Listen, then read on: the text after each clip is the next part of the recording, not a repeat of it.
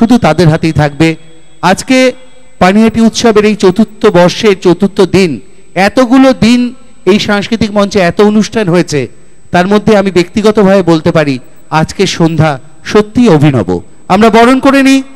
প্রথমে চন্দ্রমৌলি বন্দ্যোপাধ্যায়কে বরণ করছেন আমাদের পৌরপিতা স্বপন কুণ্ডু।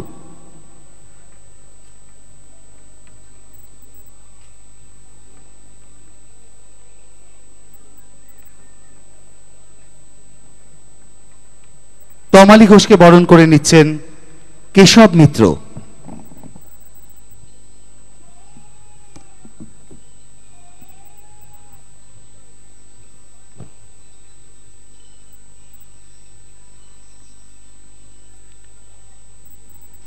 মাইক্রোফোন চন্দ্রমৌলিদা এবং তমালির হাতেই।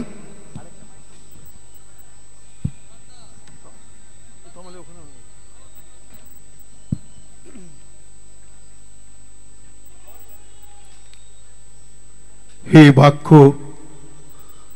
আমার মনে প্রতিষ্ঠিত হও। হে মন, আমার বাক্যে প্রতিষ্ঠিত হও।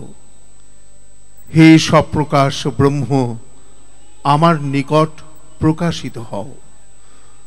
শ্রুত বিষয় আমাকে কখনো যেন ত্যাগ না করে। এই অধ্যয়নের দ্বারা আমি দিবারাত্র সংযোজিত থাকিব। আমি বাচনিক সত্য বলিব, আমি মানসিক সত্য বলিব। ওং শান্তি, ওং শান্তি, ওং শান্তি। নমস্কার আমার আপনজন, পানিহাটির সকল অধিবাসী, বাইরে থেকে আগত সকল মানুষদের আন্তরিক স্বাগত জানাচ্ছি। চতুর্থ বর্ষের চতুর্থ দিন ভারী সুন্দর। শুরু করেছিলাম একদম 20 তারিখে প্রথম দিন 164তম শারদা মায়ের জন্মদিনের পুণ্য লগ্নে প্রথম দিন সূচিত হয়েছিল। দেখতে দেখতে গত 3টে দিন, সত্যি কথা বলতে কি আমার এই বছরের গর্ব আরো বেশি, অহংকার আরো বেশি। পানিহাটিতে পানিহাটি উৎসবে এত মানুষের সমাগম। শ্রদ্ধেয় নির্মল ঘোষ আমাদের শুধু বিধায়ক নন, পশ্চিমবঙ্গ সরকারের মুখ্য সচেতক এবং এই অসাধারণ বর্ণময় পানিহাটি উৎসব কমিটির তিনি আমাদের সভাপতি। নেপথ্যে এমন একজন শ্রীকৃষ্ণ থাকলে অনেক কাজ বড় সহজেই করে নেওয়া যায়। তিনি হচ্ছেন আমাদের নান্টুদা নির্মল ঘোষ। সঙ্গে আরও কয়েকটি নাম, সকলের নাম জড়িয়ে যাওয়া যায়। সেই নামগুলো গতকাল সম্রাট চক্রবর্তী আপনাদের কাছে তাদের নাম বলেছেন, তাদের সম্বর্ধিত করেছেন। সমস্ত পুরপিতা পুরমাতা যারা আছেন তাদের প্রতি আমাদের কৃতজ্ঞতার অন্ত নেই। আসলে উৎসব একলার নয়, উৎসব অনেক মানুষের সম্মিলিত জনগণের উচ্ছ্বাসে একটি উৎসব নির্মিত হয়। সেখানে সম্রাট চক্রবর্তী যেমন একটি নাম হবে, তন্দ্রা ঘোষ নাম হবে, মাধবের নাম আসবে, অসংখ্য নাম, সেই নামগুলো গতকাল হয়েছে। আমরা আজকের অনুষ্ঠানে চলে আসি, তার কারণ আমি জানি আজকে আমার আর তমালির কথা বলার খুব বেশি জায়গা নেই, জায়গা হবে না। আপনারাও আমাদের অনুমতি দেবেন না যে তোমরা বেশি কথা বলো। যেটা হলো তার কারণ প্রায় 12 জন শিল্পী, তারা অগ্রজ, তারা প্রথিতযশা শিল্পী, তার সঙ্গে এই প্রজন্মের এই সময়ের শিল্পীরাও রয়েছেন। জলসার কলরব এই নামটি উচ্চারণ করেছি এবং আমার বন্ধু শিবাজি চট্টোপাধ্যায় এবং আমরা দুজনে মিলে এই নামটাকে ঠিক করেছিলাম যে আজকের এই সুন্দর দিনটাকে বা সুন্দর সন্ধেটাকে আমরা এইভাবেই উদযাপন করব। বন্ধুরা, পানিহাটির মানুষদের মধ্যে আপনারা যেমন ও প্রান্ত থেকে আপনাদের অহংকার বলেন, আমরা এই প্রান্ত থেকে বলি, কিন্তু দুই অহংকারের সেতু বন্ধনে একটি শব্দ দাঁড়ায়, সেটি হচ্ছে গর্ব। সত্যি আমাদের গর্ব হয়। চৈতন্য মহাপ্রভুর এবং অন্যান্য বিশিষ্ট মনীষীদের পদাঙ্কিত এবং তাদের চরণে আশ্রিত পানিহাটিতে গতকাল যা ঘটে গেছে, কালকে অদিতি যে কাণ্ড করেছে, সেটিতে দেখতে পেয়েছি যে আমাদের প্রত্যেকের মধ্যে যে ভেতরের অন্দর মহলের যে মানুষটি আছে তাকে নিংড়ে বের করে নিয়েছিল অদিতি। পানিহাটির অন্য একটি চেহারা গতকাল আমরা দেখেছি। কি অসাধারণ! আমরা বুঝতে পারি যে আপনাদের মনে সব রকম সাংস্কৃতিক মানসিকতা নিয়ে আপনারা এখানে উপস্থিত হন। দেখতে দেখতে আজকে চতুর্থ দিনে যে সন্ধে, যে রাত আপনাদের কাছে উপহার দেব, আমার মনে হয় সম্রাট যে কথা বলল তার সঙ্গে তাল মিলিয়ে আমি বলতে পারি এমন একটি অনুষ্ঠান কিন্তু চিরকাল মৃত্যুর শেষ দিন পর্যন্ত আপনাদের স্মৃতিতে সমুজ্জ্বল হয়ে থাকবে। তাই বন্ধুরা বলি যে শুধুমাত্র শিল্পীদের কথাই নেই, আপনারাই বা কম কিসে? এত উচ্ছ্বাস কোথায় থাকে? 364 দিন বুকে ধরে রাখেন, ঠিক সেই শুরুর দিনটার জন্য প্রতীক্ষায় থাকেন। মানুষের ঢল, মানুষের আনাগোনা আর সমস্ত কিছু মিলিয়ে একেবারে এক অপূর্ব কর্মময় লালনযোগ্য পানিহাটি উৎসব। আমরা শুরুতে যাব, তমালির সঙ্গে পরিচয় হয়েছে। আরেকবার বলি যে আমার কাছে যারা আমার সান্নিধ্যে ওই প্রত্যেকে এসে বলে, সেটা ঠিক নয় বলাটা, তবু আমিই বলে দিচ্ছি, এরা সব আমাদের পরবর্তী প্রজন্মের হাল ধরেছে। তমালি একটু শুরু করুক, আমরা সরাসরি অনুষ্ঠানে চলে যাব। একেবারে প্রথমে সকলকে নমস্কার, শুভেচ্ছা, অভিনন্দন। চন্দ্রদাকে আবারও প্রণাম, কারণ ওই যে যাদের হাত ধরে আমাদের পথ চলা, তাদের মধ্যে অবশ্যই অগ্রজ নাম চন্দ্রমৌলি বন্দ্যোপাধ্যায়। মেলা, উৎসব আমরা যাই বলি না কেন, এই উৎসব শব্দের সঙ্গে তো জড়িয়ে থাকে অজস্র মানুষের মিলন। এ যেন এক মিলন ক্ষেত্র। জাতি, ধর্ম, বর্ণ নির্বিশেষে আমরা সবাই সবার সঙ্গে একত্রিত হই এই প্রাঙ্গণে।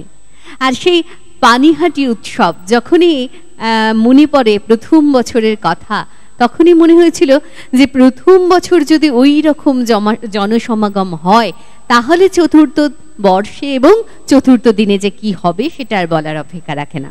আর ঠিক একই দৃশ্য, কথা যেন মিলে গেল। আর সেই কথা মেলা নিয়েই শুরু করে দেব আজকের পথ হাঁটা। এত সুন্দর, এত সংস্কৃতিপূর্ণ নাম, জলসার কলরব। কলরব মানেই আমাদের মধ্যে একটা আনন্দ, আর সেই কলরব যদি জলসার মধ্যে দিয়ে আমাদের মনকে ছোঁয়, আমার মনে হয় না তার থেকে বড় কিছু থাকে, বড় কিছু পাওয়ার থাকে। যাই হোক, আজকে যারা মঞ্চে আসবেন তাদের সম্পর্কে জানেন বেশি কিছু বলতে হবে না।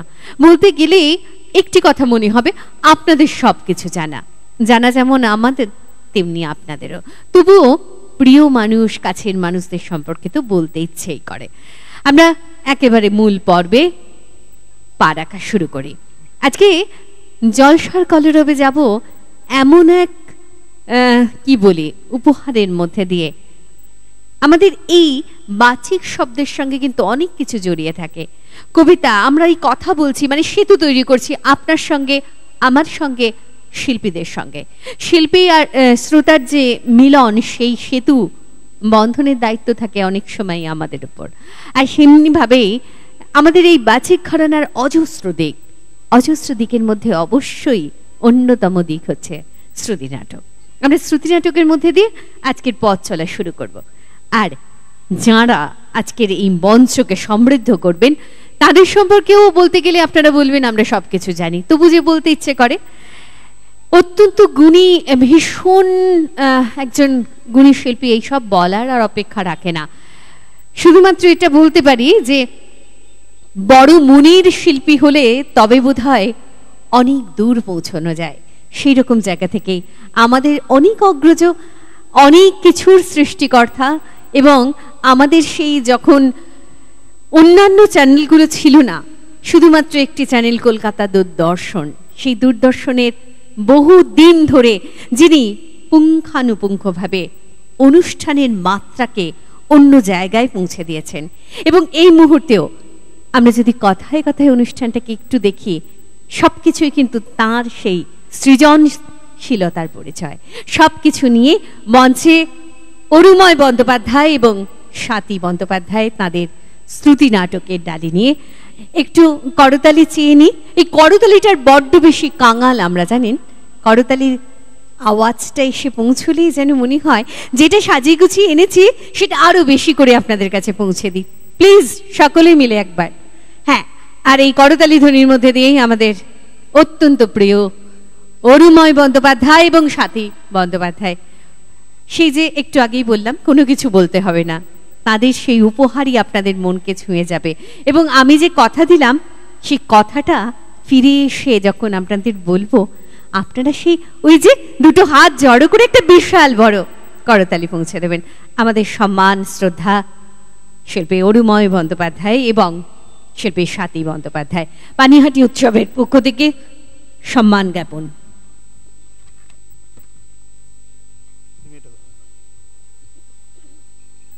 মঞ্চে এই মুহূর্তে উপস্থিত হয়েছে সেই মানুষটি আমার অনুজ প্রতিম, শৈশব থেকেই বিপুল আগ্রহ ছিল বাচিক শিল্পে। অরুময় বন্দ্যোপাধ্যায়, আমরা উৎসব কমিটির পক্ষ থেকে তাদের আগে বরণ করে নেব। অরুময়ের সঙ্গে আছে অরুময়ের সহধর্মিণী জীবন বন্ধু সাথী বন্দ্যোপাধ্যায়। এই যুগলবন্দি সারা বাংলা জুড়ে, দেশ জুড়ে তাদের নিবেদন রাখছেন। আজকের জলসার কলরবের এটি একটি আঙ্গিক, যেটা প্রথম সূচনা মুখটা খুলে দেবে, হৃদয়ের ভেতরে বহু দরজা জানলা খুলে যাবে, অনেক আলো পৌঁছবে আমাদের মধ্যে। সেই দায়িত্ব অরুময়ের কাঁধে, সে দায়িত্ব সাথীর কাঁধে। আমি উৎসব কমিটির পক্ষ থেকে মঞ্চে আসতে অনুরোধ করব আমাদের বন্ধুরা, তারা অরুময় এবং সাথীকে বরণ করে নিলেই শুরু করব। বন্ধুরা, ইচ্ছে করেই একটু কথা দীর্ঘায়িত করছিলাম এই কারণে আমি আর তমালি, যে আমরা চাইছিলাম যে যেমন ঢল নেমেছিল প্রথম 3 দিন, একদম প্রথম দিন সূচনা, দ্বিতীয় দিন এবং জয়তী আর প্রতীক ছিল, কালকে ছিল তীর্থ এবং অদিতি, আজকে অনেক গুণী শিল্পীদের ঢল। সবাই আসুন, আসন গ্রহণ করুন। ধীরে ধীরে অনুষ্ঠানের অভ্যন্তরে আমরা পৌঁছব। সূচনায় অরুময় এবং সাথীর শ্রুতি নাটক।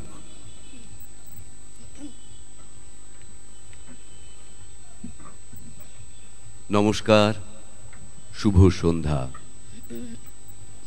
আজি শুভ দিনে সবারে জানাই সাদর সম্ভাষণ। সবার মিলনে পূর্ণ তীর্থ হলো এই অঙ্গন। আজি চারিধার আনন্দময়, হর্ষিত আজি সবারই হৃদয়। এরই মাঝে হোক আগামী দিনের পাথেয় সঞ্চয়ন। সবারে জানাই সাদর সম্ভাষণ। চন্দ্রদা শুরু করেছিলেন বেদের কয়েকটি স্তোত্রের বঙ্গানুবাদ দিয়ে। আমার খুব ইচ্ছে করছে সেটি আপনাদের আর একবার শোনাই, আপনাদের অনুমতি নিয়ে। ওং বাং মে মনসি প্রতিষ্ঠিতা, মনো মে উবাচি প্রতিষ্ঠিতম,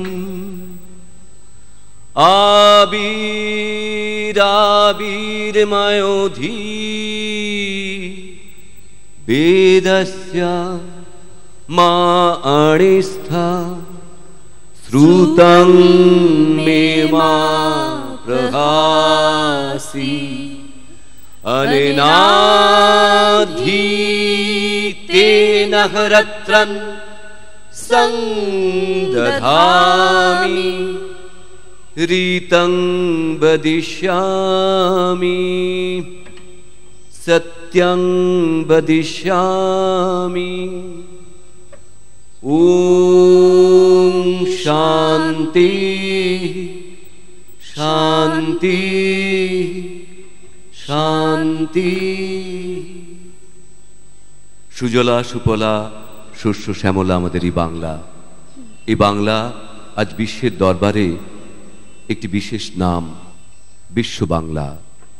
সেই বাংলার মাটি, আকাশ, বাতাস, তার সংস্কৃতি, তার মনন এমন এক উচ্চ পর্যায়ে পৌঁছেছে যা আমাদের গর্বের, আমাদের দেশের গর্বের, এবং আন্তর্জাতিক স্তরে সকল মানুষ মান্যতা দেয় এই বিশ্ব বাংলাকে। সে বাংলার কথা 2-1টি কবিতা, তারপরে শ্রুতি নাটক, ছোট অনুষ্ঠান আমাদের শোনাচ্ছি। কোন দেশেতে তরুলতা সকল দেশের চাইতে শ্যামল, কোন দেশেতে চলতে গেলেই দলতে হয় রে দুর্বা কোমল, কোথায় ফলে সোনার ফসল, সোনার কমল ফোটে রে, সে আমাদের বাংলাদেশ, আমাদেরই বাংলা রে। কোথায় ডাকে দোয়েল শ্যামা, ফিঙে গাছে গাছে নাচে, কোথায় জলে মরাল চলে, মরালি তার পাছে পাছে, বাবুই কোথা বাসা বনে, চাতক বাড়ি যাচে রে, সে আমাদের বাংলাদেশ, আমাদেরই বাংলা রে। কোন ভাষা মরমে পশি, আকুল করি তোলে প্রাণ, কোথায় গেলে শুনতে পাবো বাউল সুরে মধুর গান, চণ্ডীদাসের রামপ্রসাদের কণ্ঠ কোথায় বাজে রে, সে আমাদের বাংলাদেশ, আমাদেরই বাংলা রে। কোন দেশের দুর্দশায় মোরা সবার অধিক পাইরে দুঃখ, কোন দেশের গৌরবের কথায় বেড়ে ওঠে মোদের বুক, মোদের পিতৃপিতামহের চরণ ধুলি কোথায় রে, সে আমাদের বাংলাদেশ, আমাদেরই বাংলা রে। মোদের গৌরব, মোদের আশা, আমরি বাংলা ভাষা। তোমার কোলে তোমার বলে কতই শান্তি ভালোবাসা, কি জাদু বাংলা গানে, গান গে দাঁড় মাঝি টানে। গে গান নাচে বাউল, গান গে ধান কাটে চাষা। এই ভাষাতেই নিতাই গোরা আনলো দেশে ভক্তি ধারা। আছে কই এমন ভাষা, এমন দুঃখ ভ্রান্তি নাশা। বিদ্যাপতি চণ্ডী গোবিন, হেম মধু বঙ্কিম নবীন। এই ভাষারই মধুর রসে বাঁধল সুখে মধুর বাসা। বাজিয়ে রবি তোমার বিনে, আনলো মালা জগৎ জিনে। তোমার চরণ তীর্থে মাগো, জগৎ করে যাওয়া আশা। এই ভাষাতেই প্রথম বলে ডাকনু মায়ে মা মা বলে। এই ভাষাতেই বলবো হরি, সাঙ্গ হলে কাঁদা হাসা। মোদের গৌরব মোদের আশা, আমরি বাংলা ভাষা। কিন্তু কিছু কিছু ক্ষেত্রে আমরা আমাদের এই বাংলা ভাষাকে কেমন মর্যাদা দিতে চাই না। কবির কথায় উঠে এসেছে সেই দুঃখের একটি কথা। জানেন দাদা, আমার ছেলের বাংলাটা ঠিক আসে না। ছেলে আমার খুব সিরিয়াস, কথায় কথায় হাসে না। ইংলিশেও রাইমস বলে, ডিবেট করে, পড়াও চলে। আমার ছেলে খুব পজিটিভ, অলিক স্বপ্নে ভাসে না। জানেন দাদা, আমার ছেলের বাংলাটা ঠিক আসে না। ইংলিশ ওর গুলে খাওয়া, ওটাই তো ওর ফার্স্ট ল্যাঙ্গুয়েজ। হিন্দি সেকেন্ড। সত্যি বলছি, হিন্দিতে ওর দারুণ তেজ। কি লাভ বলুন বাংলা পড়ে, বিমান ছেড়ে ঠেলায় চড়ে। বেঙ্গলি থার্ড ল্যাঙ্গুয়েজ, তাই তেমন ভালোবাসে না। জানেন দাদা, আমার ছেলের বাংলাটা ঠিক আসে না। বাংলা আবার ভাষা নাকি? নেই কোনো চার্ম বেঙ্গলিতে। সহজ সরল এই কথাটা লজ্জা কিসের মেনে নিতে? English very fantastic, Hindi sweet scientific, Bengali is glamourless, ওর প্লেসের পাশে না। জানেন দাদা, আমার ছেলের বাংলাটা ঠিক আসে না। কিন্তু কবি আশার কথাও শুনিয়েছেন। সুবোধ সরকার কি বলছেন? দুঃখ কষ্ট কার ঘরে নেই, আছে আমাদেরও ঘরে।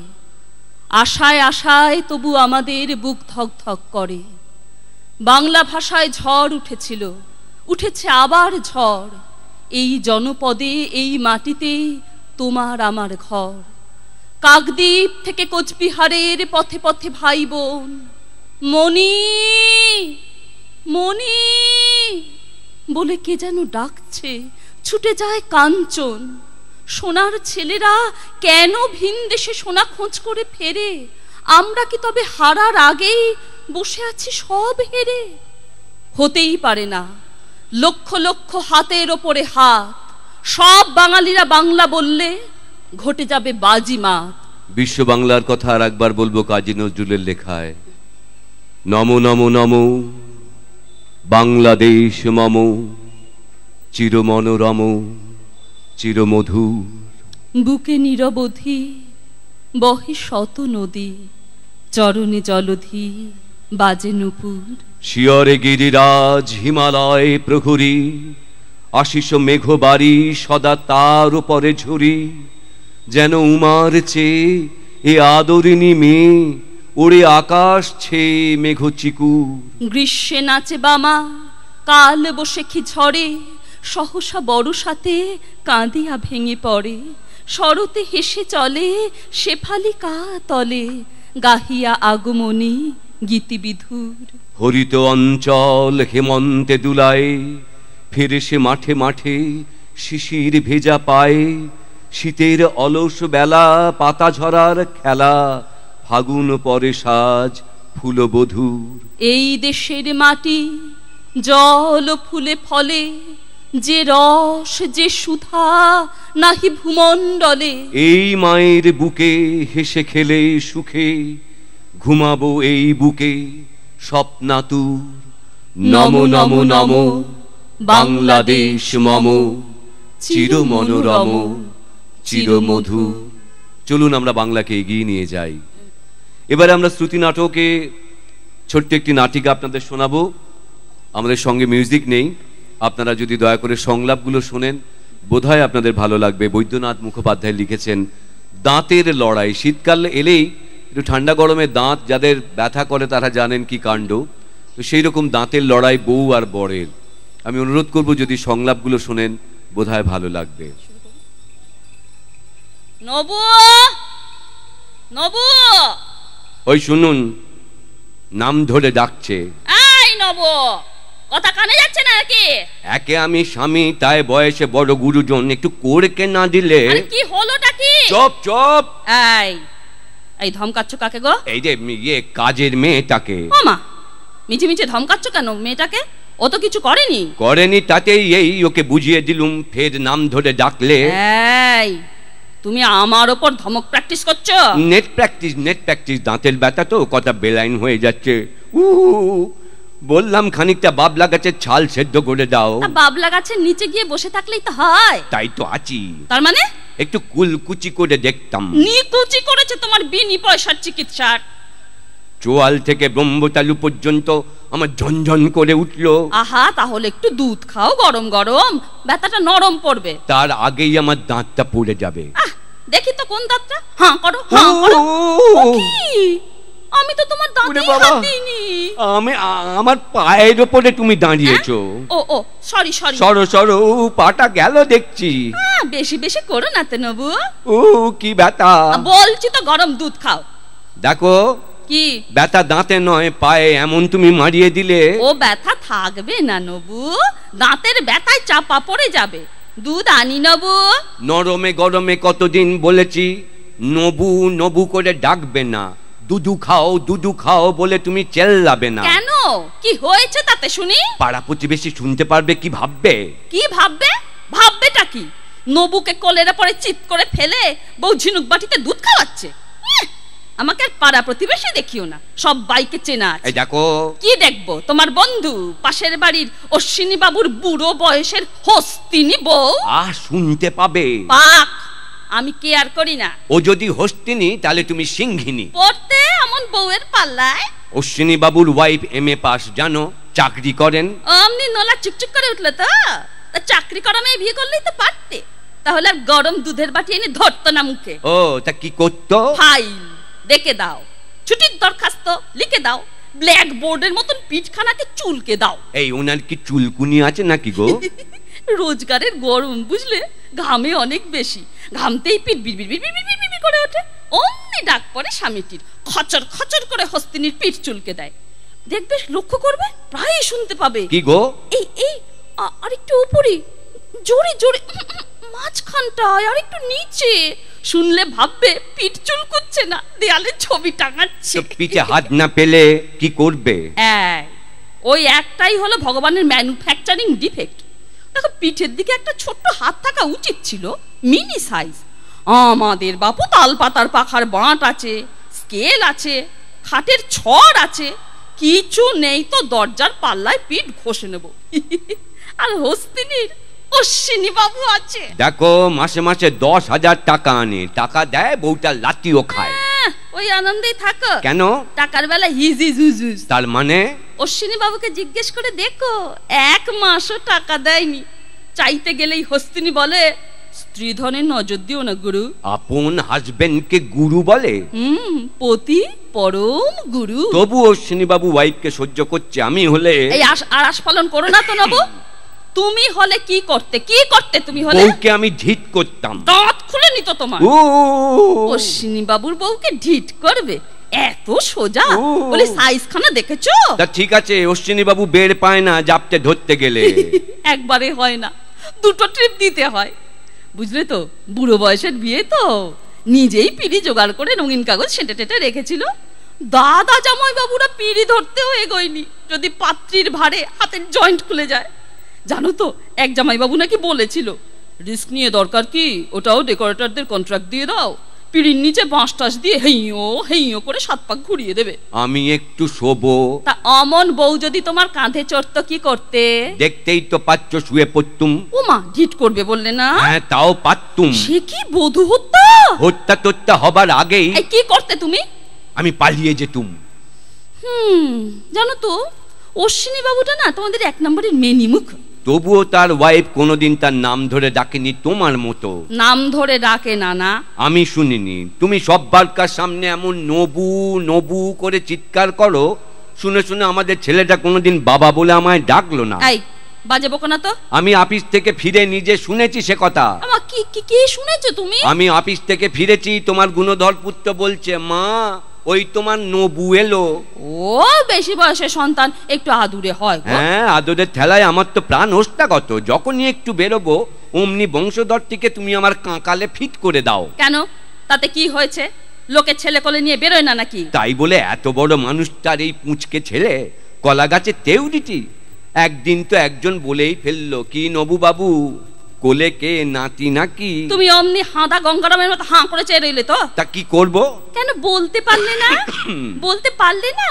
হ্যাঁ ভাই, নাতি তবে আমার বাবার। অশ্বিনী বাবুর বউ যে বলে না, ঠিকই করে। আবার তুমি ওনার হয়ে হাত তুলছো? অশ্বিনী বাবুর বউ নাম ধরে ডাকে না, তাতেই একেবারে গদ গদ।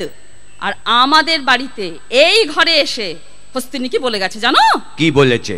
না দেখো, স্বামী যতই বোকাশোকা মরে ভোলা হোক, আমরা অমন কথা মুখেও আনতে পারবো না। আহা, কি বলেছে বলবে তো। বলেছে বলেছে আমার কর্তাটি একটি পাঁটা। সে কি?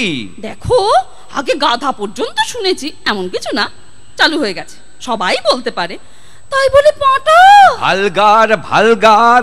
আহা, বউয়ের রোজগার খাবে আর মুখ ঝামটা খাবে না, ও, দুধটা খেয়ে নাও। ও আবার কটকট করছে, মারি ফুলেছে।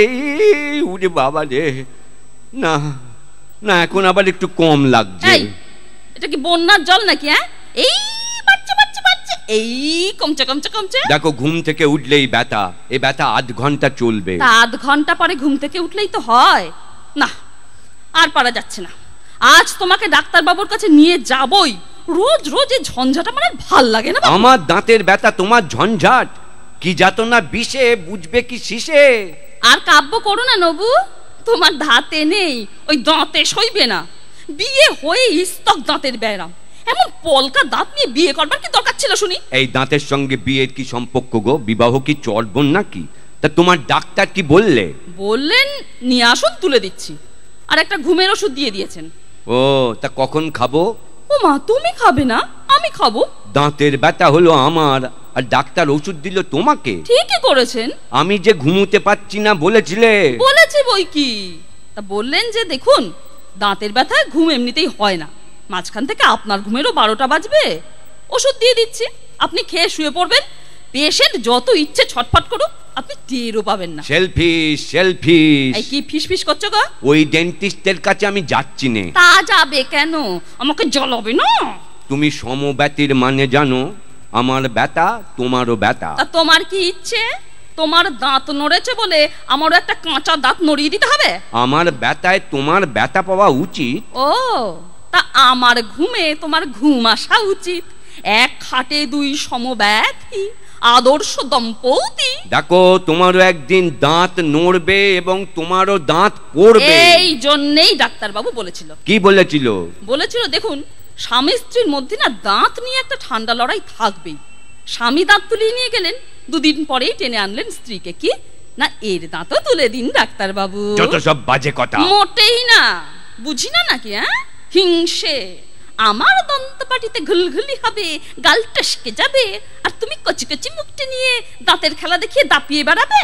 ওটি হচ্ছে না, মোটো হচ্ছে টুথ ফর আ টুথ, দাঁত কা বদলা দাঁত। দেখো, তোল্লা খেও না, ডাক্তারের কথায় একেবারে তোল্লা খেও না। দাঁতের ডাক্তার একবার স্বামীকে উস্কানি দিচ্ছে, একবার স্ত্রীকে উস্কানি দিচ্ছে। দাঁত খুলে নেবার লড়াই জমিয়ে নিজে মাল কামাবে। শুধু এক বুলি, নিয়ে আসুন তুলে দিচ্ছি, নিয়ে আসুন তুলে দিচ্ছি। খারাপ হলে তুলতে হবে বই কি। এই জন্যেই চোখের ডাক্তারদের আমার বেশি পছন্দ। কেন? চোখও তো খারাপ হয়, হ্যাঁ। তোমার খারাপ হয়, আমার খারাপ হয়। হ্যাঁ। কই সেই ডাক্তার তো বলে না নিয়ে আসুন চোখটা উপড়ে দিচ্ছি। তা একটা দাঁত রুইয়ে দিতে পারবে? ও প্রাতে দরো, তা ফি কত? ফি এই জন্যই তোমার কোনো অসুখ সরে না, বুঝলে তো? আগে থেকেই টাকার হিসেব। কেন? পার পিস 100 টাকা। একটা দাঁত তুলতে 100 টাকা? সাঁড়াশি দিয়ে ধরবে আর শর্ট করে তুলে দেবে, কয়েক সেকেন্ডের মামলা, তার জন্য 100 রুপিস। সে কথা ডাক্তার বাবুকে বললো না। 100 রুপিসের জন্য যেন অন্তত 10 মিনিটস লাগান। কি করে? বাহ, সবই তো ডাক্তারবাবুরই হাতে। বেশ বাগিয়ে ধরে প্রথমে কিছুক্ষণ দাঁতটাকে পোঁতা খুঁটির মতন নাড়বে, তারপরে মোচড় দিয়ে মাড়ির ভিত কাঁপিয়ে ছোট ছোট হ্যাচকা টানে আস্তে আস্তে, তাড়াহুড়ো না করে সইয়ে সইয়ে টেনে তুলবে। হাড়ে হাড়ে শিরায় শিরায় টের পাবে যে উনি ভূমিষ্ঠ হচ্ছেন, তোমার টাকা। ওরে বাবা, আবার ব্যথা করছে। ও দাঁত ফেলে দিতে হবে। আচ্ছা, ওনার পাশের ডাক্তার যে 20 টাকা কম নেয় সেটা বলেছো? উনি যেমন 100 টাকা নেন, তেমনি একটা দাঁত যে ফাও। হাউ, দাঁত তো আমি একটাই তুলবো। সে তোমার ইচ্ছে, উনি অফার দিয়েছেন, আরেকটাও তুলে নিতে পারো ফ্রি। আমার দরকার নেই, আর কটা দিন দেখি আমার কাঁচা দাঁত। নবু, ও নবু, কি এখনো কাঁচা? নবু, তোমার একটা দাঁতও আর কাঁচা নেই, সব ডাসা। আচ্ছা, তোমার বয়স হচ্ছে আর দাঁতের বয়স হচ্ছে না? ওরা ওরা শিগগিরি। আমার দাঁত তোলাবার জন্য তোমার এত আটা কেন বলো তো? প্রাণে মারতে চাও আমাকে? দেয় না করু না তো নবু, একটা দাঁত তুলতে অমনি তুমি মরে যাবে না? আচ্ছা, দাঁত তোলাতে গিয়ে লোকে কখনো মরেনি? হ্যাঁ, মরেছে। সেপটিক হয়ে যেতে পারে, ধনুষ্টঙ্কার হয়ে যেতে পারে। ওরে বাবা রে। আচ্ছা, আমি কি তোমাকে হাতুড়ে ডেন্টিস্টের কাছে নিয়ে যাচ্ছি নাকি? হ্যাঁ, দেখো, সেপটিক কি টিটেনাস অমন একটা কোনো রেকর্ড নেই ডাক্তারবাবুর। আজ থেকে তো চিনি না ওনাকে, বিয়ের আগে থেকে দেখাচ্ছি।